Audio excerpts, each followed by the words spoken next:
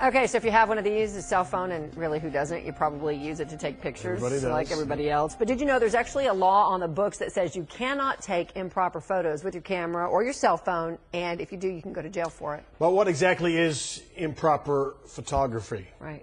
Really tough to define. Becky Oliver is here now to explain the law and how it's being challenged, which really could impact all of us. Becky? Well, our law says that if you're taking pictures to arouse or gratify someone, it's illegal. Now the Texas Court of Criminal Appeals is trying to determine if that law is even constitutional. Across the country, as technology continues to grow, so do the number of cases and arrests police are making involving improper photography. Friday night football at Mesquite High School draws a big crowd.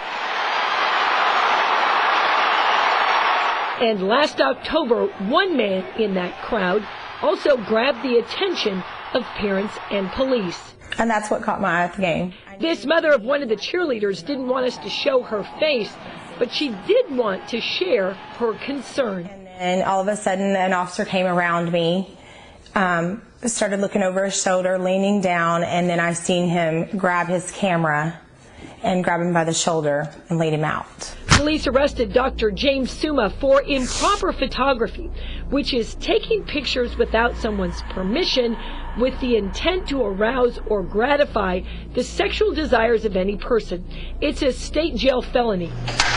The police affidavit says detectives confiscated Dr. Suma's camera and found still pictures and videos, and the focal point of those images was on female legs or the buttocks region.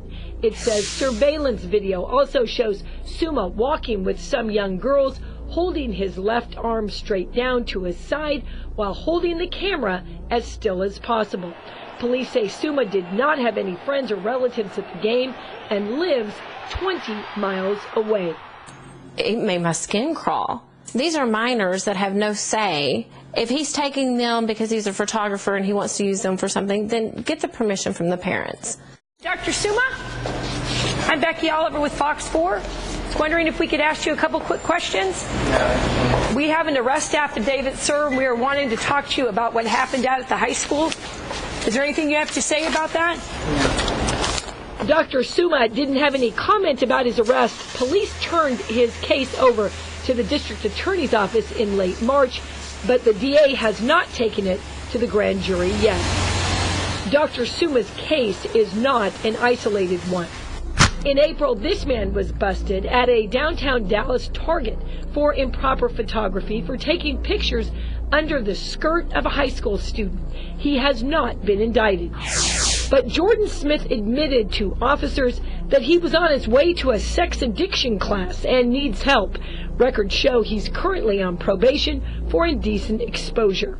Smith was using this, his cell phone, which, like most phones today, has a camera attached to it, making it easy to take pictures and videos without anyone noticing. As the technology has grown, so have the number of cases filed by police.